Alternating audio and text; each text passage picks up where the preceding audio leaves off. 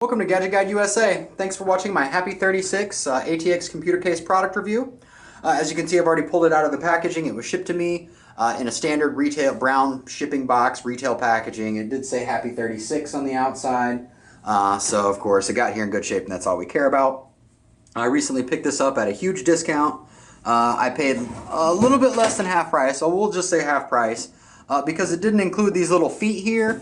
I really don't have a use for the computer case as of yet, but I constantly do custom builds, so I'm just going to go ahead and stick this one in a safe place, of course, until I actually have a need for it. But for the discount, I basically saved like $20-something to prevent those feet. You can buy like plastic feet at Walmart for $1.39, or on Amazon or wherever else you want to put them. You basically, all it is designed for is to stick here and keep it slightly up off the ground. Like I said, this case did not include them, but I got a huge discount, made it well worth it. So I went ahead and hopped on it. I was actually shopping for a build for a recent friend, and I just couldn't not buy it. I'm a value-focused individual, so I got a good deal on it. So we're going to talk about the front. Of course, the front looks good. I guess it's, I don't know what to call it, glossy black finish with this brushed aluminum highlight. I really like the way it looks. It looks like it's very sleek and would fit in an office environment. Of course, you can't see it now, but underneath these is also your power light. Your power light is located directly here. So whenever your computer is on, it has a green LED to let you know it's on. And then under this, which is also the reset button, in addition underneath, it's also the hard drive access light, and we'll get more into that. The front, as you can see here, has three 5.25-inch bays. On the opposite side, you can mount DVD burners or whatever else you'd like to from here. This little piece of plastic is covering what you could, if you wanted to, make it into an SD card bay, and that does have it on the other side. It does not, however, include the adapter. So basically what is on the other side of this, and we're going to get more into this as we open it up, is a 5.25-inch bay, and you're going to have an SD card reader that either fits in a 5.25-inch bay, which I don't even know if they exist, or you're going to need an adapter for a 5.25-inch to SD card. And we're going to get more into that. In addition, it also came with some other stuff, and we'll get more into that as we go ahead and flip it to the side. But so I can get a good view of it, we're going to go ahead and adjust the camera now. Alright, we now have it on side view. Pretty much all I did was unscrew these two things from the back, way back here. And once you get those two things, this slides right off as your standard, hook and eyelet for an ATX computer case. You can kind of see it right there. It's basically just a hook that slides into here and locks in, and then you keep it attached with these little screws that screw onto them to the case here. So pretty simple, pretty standard. I'm going to go ahead and get that out of my way. Just showing us the side panel doesn't hurt. These are all the goodies inside. Some of the stuff that came with it would be this bag here. And of course, it already has your gold posts screwed in there for you, and it's set up for an ATX setup. So what you're going to do is you're going to get all that stuff out of your way there, and we're going to talk more about those cords here in a second. You're going to get all that stuff out of your way. You're going to seat your motherboard onto these gold posts. And then you're going to use these assembled silver screws, or you're going to set the motherboard down on the gold post and then put the screws through the motherboard. So essentially the screws hold the motherboard to these gold posts, and the gold posts keep the motherboard raised up so the back solder points from your motherboard don't touch any of this stuff here, which we don't like. Also in there was an internal speaker. I mean, it's as you can see, it's teeny tiny. That's the internal speaker there. There's not a lot to talk about. It does function. It gives you all your beeps and things like that. So I mean, it works. It's just, it's not going to blow your mind. Look how small it is. And it also comes with one knockout cover, and we'll go over what knockouts are here in a second. It just has pretty much your standard cords. As we've already mentioned, that it has three front-facing USB 2.0 ports. Sorry, getting text there. So we have three front-facing USB 2.0 ports, and those are your USB 2.0 headers. And then we have one front-facing USB 3.0 port. Of course, I would have liked it if all four front-facing ports were USB 3.0, but we can't get everything we want. To be honest, it seems like it would have made more sense just to have made two USB 3.0 ports, because you can serve two USB 3.0 ports with one USB 3.0 header. But I guess I can complain, but it's not going to help very much.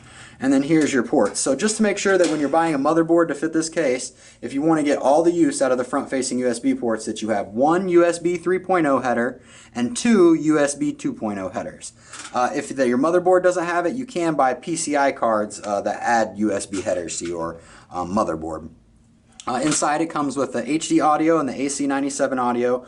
Most people, if not all of you, are going to use the HD audio. It's It's generally just a newer and better version of AC97, but it does have both there, and of course we always like flexibility. If I didn't see this AC97, I would complain that it didn't have it, even though I never use it.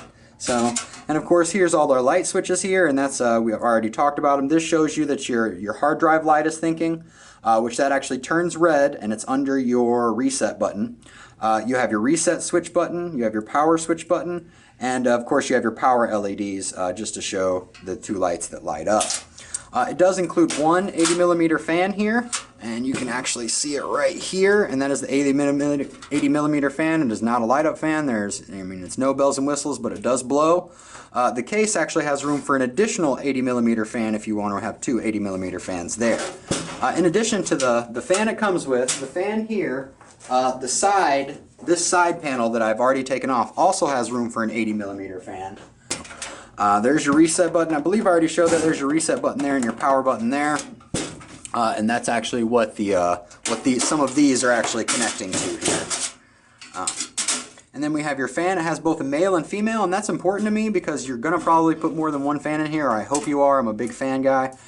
So when you plug this into when you plug your power supply into this, you don't lose a port. So you can plug your power supply, power this fan, and then power another fan off of that, which I always like, and it's pretty nice for a multiple fan setup. So now we're going to talk about the bays. As I've already showed you, that it had the 3 front-facing bays here. And those are all for 5.25 inch drives, like, your DVD readers, your CD-ROMs, your DVD-ROMs, whatever. Wow, CD-ROM, that shows you how old I am. And I was actually incorrect on the video before. I stated that you needed a 5.25 to 3.5 inch adapter for the SD card, but I was incorrect. I've done a build with this case before. I was pretty sure I knew what I was talking about, but I was wrong. The Gadget Guide is not afraid to admit when he's wrong, and as you can see here, if I pop this out here, that's actually the place for the SD card reader, and when you put your SD card reader right here, your SD card reader will be available right here. So I was incorrect. It does not include an adapter for an SD card because it doesn't need it. So it's kind of pointless to include adapter when you actually just put it in the 3.5 inch bays. I'm not going to worry about that now. I'll put it back later. Alright, so we have your 3 5.25 inch bays, your place for your SD card, which we like. And in addition, it has 1, 2, 3, 4, 5, 6, has 6 3.5 inch bays for hard drives. So even if you install a large video card right here, you'll still have plenty of other bays there. So of course we really like that. Plenty of room for expandability. If you want to add 4 hard drives to this baby, you can add 4 hard drives. So of course I think that's kind of overkill, but hey, anybody wants to do anything. I love flexibility. I love options. And I hope all of you out there like options as well. It has this is the way you connect your PCI slots. You basically just remove your screw here, and that allows you access to get to it. You can see that screw there. And these are your knockouts. Of course, the top 2, well, hopefully either your top 1 or your top 2 are most likely going to go to a video card. And then you have your motherboard, which is going to line up right here, which your motherboard gets mounted here. Your PC slots will align here. And here will be all your motherboard slots, your PS2 connectors, your additional USB ports, your Ethernet port, all that good stuff your motherboard offers you is going to fall into this square. And then right here we have our top mount power supply, which is pretty standard. I know some people prefer to mount their hard drive in all kinds of weird places, but your standard computer case is going to be mounted right here at the top, and they're all going to fit a certain screw holes, so it's actually really easy to put together. We like standard things. It makes troubleshooting and things like that go much easier. But overall, you got plenty of room. You got plenty of room for a video card here. I always put my hard drives on the bottom to make sure that you have all your space. It comes with one fan. It comes with one front-facing USB 3.0 port and 3 front-facing USB 2.0 ports. So it says 4 USB ports on the front. We definitely like that. I wish they were all USB 3.0, but hey, we can't get everything. In the end, though, this is a solid case. Especially the fact that I got a huge deal on it, so of course I always like huge deals. It comes with a knockout cover in case you knock out too many things. Comes with all the screws, your internal speaker, pretty much everything you need for a solid build. I'm definitely going to recommend this pretty much to anybody that's doing a build, so it's definitely a good case, value choice. Thumbs up from the Gadget Guide. Hope you enjoyed my product review today. Comments are always welcome at the bottom of the page. Subscriptions are always appreciated. Thank you. And if you ever have any specific questions, comments, or suggestions, please email me at GadgetGuideUSA@gmail.com. Thank you for your time.